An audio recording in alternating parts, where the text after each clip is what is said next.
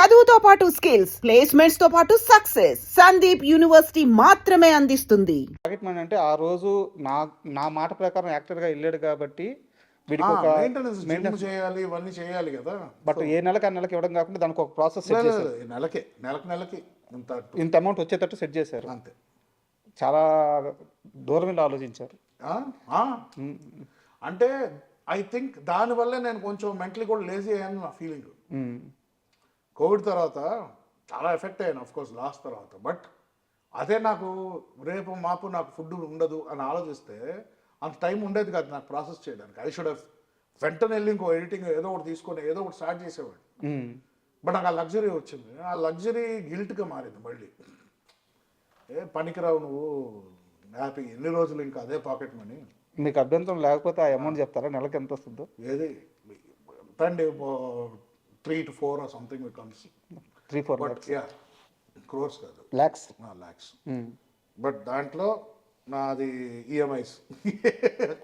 I don't want to say everything. నాకు మళ్ళీ ఇదే డౌట్, మీకు ఈఎంఐ లేదు, మీరు ఇంత పెద్ద సామ్రాజ్యానికి వారసులు. That is the principal. Every time you take anything, ఏదైనా తీసుకున్నా లోన్స్ తీసుకో, banks are there, will give you.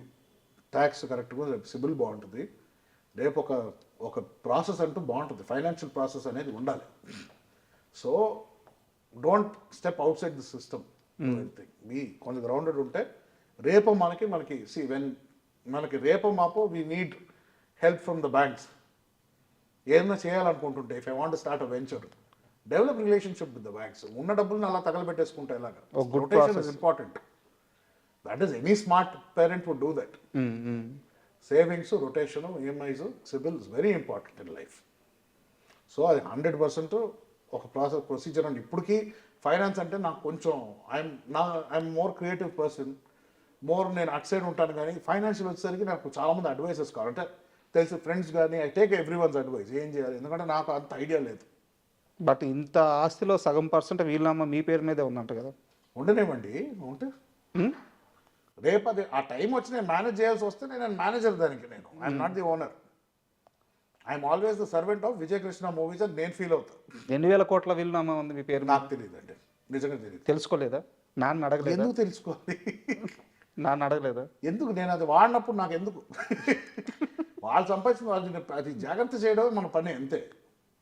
నాకు ఒక విషయంలో మీ మీద రెస్పెక్ట్ చాలా పెరిగింది. అంటే మామూలుగానే మీ కష్టం నాకు అర్థమైంది. ఎడిటర్గా ఆల్రెడీ కొంత అచీవ్ చేసిన కుటుంబం నుంచి ఒక జల్సా చేయాల్సిన వయసు ఉంది, డబ్బు ఉంది, అంత ఉన్నా సరే మీరు కష్టపడిన తత్వం అంతా చూసిన తర్వాత నాకు మీ మీద రెస్పెక్ట్ పెరిగింది. దానికంటే కూడా మీరు వేరే ఇంటర్వ్యూలో ఒక మాట అన్నారు, నాన్నగారికి పుట్టిన వేరే బిడ్డలు కూడా నా తమ్ముళ్ళే, మేము బ్రదర్సే, వాళ్ళ కేరింగ్ కూడా తీసుకోవాల్సిన సమయం వస్తే నాదే, మేము ముగ్గురం చాలా బాగుంటాము అని చెప్పేసి ఒక మాట. మీ పేరు నాకు 100% రెస్పెక్ట్ పెరిగింది. సో నేను చూసుకున్నప్పుడు మీరు రెస్పెక్ట్ చేయండి.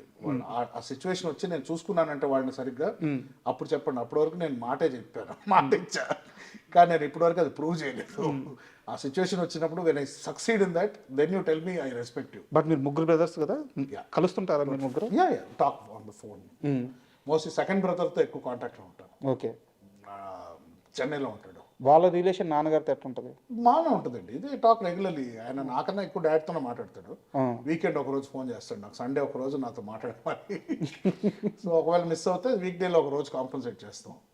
సో అలా మెయింటైన్ రిలేషన్. ఈ loves me a lot, I love him. నాకు అంటే వాడితో చిన్నప్పటి నుంచి పెరిగాను కదా నేను. ఐ వాజ్ 10th స్టాండర్డ్, నేను 7th 8th ఉన్నప్పుడు పుట్టాడు. సో ఆల్మోస్ట్ కలిసే పెరిగాం. అది ఆళ్ళ కొడుకు, స్టెప్ బ్రదర్ ఇవంతా అది రాదు కదా. కలిసి పెరిగినప్పుడు ఆ బంధమే. ఏజ్ని ఎలా చూస్తాను, అంతే కదా. ఇట్ ఈస్ అల్టిమేట్లీ చాలా మంది ఇప్పుడు మన పెట్స్ని తెచ్చుకుంటాం ఇంటికి, వాళ్ళకి మనకు బ్లడ్ రిలేషన్షిప్ లేదు, మన బ్రీడ్ కూడా కాదు. అంతే కేరింగ్ నేచరు.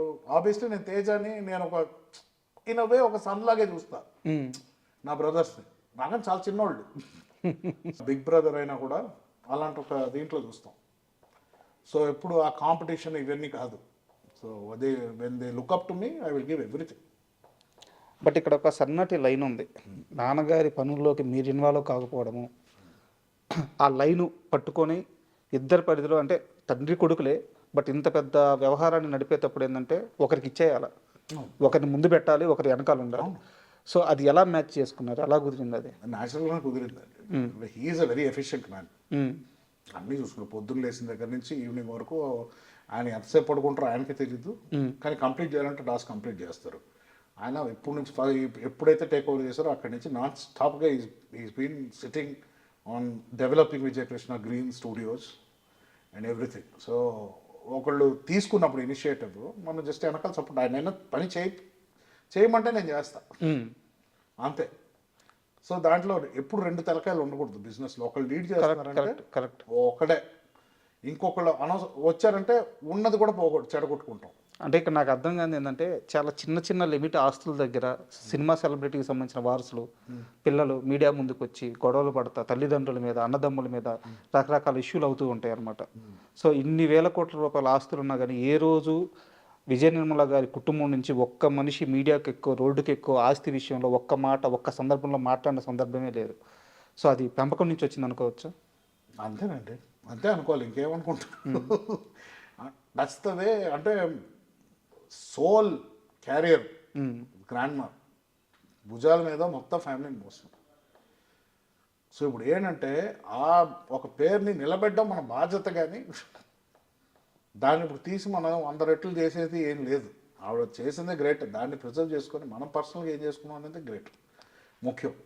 సో ఇక్కడ పిక్చర్లో నేను అనేది ఉండదు. కృష్ణ గారు, నిర్మల గారు వాళ్ళే. What ever I do is below that. నేను సపరేట్గా ఏం చేసుకుంటాను, డాడీ ఆయన ఏం చేసుకుంటారో ఇట్స్ హిస్ డెసిషన్. సూపర్. మీ ఇద్దరు ఎక్కువ మాట్లాడుకుంటారా? కలిసినప్పుడు మాట్లాడతాం, చాలా తక్కువ కదా. ఆయన ఎక్కడ బిజీగా ఉన్నాం, నేను నా పనిలో ఉంటాను.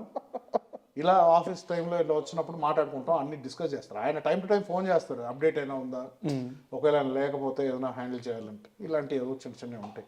ఫ్యామిలీలో ఏమైనా మీటింగ్స్ ఉందంటే, ఎవరన్నా కలవాలంటే కలుస్తుంటాం. ఇప్పుడు మహేష్ బాబు గారు రాజమౌళి గారితో మూవీ చేస్తున్నారు, వారణాసి. అంటే ప్యాన్ ఇండియా కాదు, ప్యాన్ వరల్డ్ అని చెప్పి అంటున్నారు. మీరు మహేష్ బాబు గారిని, ఆయన కష్టాన్ని చాలా రోజులు దగ్గర చూస్తుంటారు. సో మీకు ఎలాంటి ఎక్స్పెక్టేషన్స్ ఉన్నాయి మూవీ మీద? నాకు ఎక్స్పీరియన్స్ డెఫినెట్లీ చాలా ఉంటుంది. నేను సినిమాలు చూసేది ఆడియన్స్గానే చూస్తాం. సో బయట ఎలా ఉందో expectation, it's same expectation. And మన టీజర్ తర్వాత స్కేరీగా ఉంది, ఎక్స్పెక్ట్ ఎక్కువ చేయాలా లేకపోతే ఇప్పుడు ఏంటి, ఈ టెన్షన్లో ఉంటాయి నాకు. ఫస్ట్ ఎప్పుడు అదే tension. But I don't think Rajamouli garu will go wrong anywhere. Is always been, ఆయన ఎప్పుడు ఏం చేస్తున్నారో ఆయనకు ఒక అవగాహన ఉండే చేస్తారు ఆయన. సో అండ్ ఆయన గురించి చెప్పడానికి నేను పెద్ద క్యారెక్టర్ ఏం కాదు, బట్ ఆయన అన్ audience and fan of both. I think it will be the biggest film in India, at least global లెవెల్లో it will definitely be reckoned with, but India's biggest film 100%. So it's like a festival, can't wait. ఇంకో 1 year అన్నారు, 1 yearలో వస్తే great. And ఫైనల్గా మీ plans ఏంటి, next plans ఏంటి? ఉన్నాయండి, నేను plans చెప్పుకొని అవ్వట్లేదు. సో తర్వాత మనకు ఓన్లీ మాటలే వచ్చు అనుకుంటారేమో. పైప్ లైన్లో ఉన్నాయి ప్రాజెక్ట్స్, బట్ యాక్టింగ్ త్వరలో ఏం లేదు. But I might be directing. So super. So ఏది కాస్ట్ ఇవంతా మాకు దుడ్డు వచ్చాక, అప్పుడు కాన్ఫిడెంట్గా ఇన్వెస్టర్స్ వచ్చాక నేను ఇన్వెస్ట్ చేస్తాను. Thank you very much. Thank you.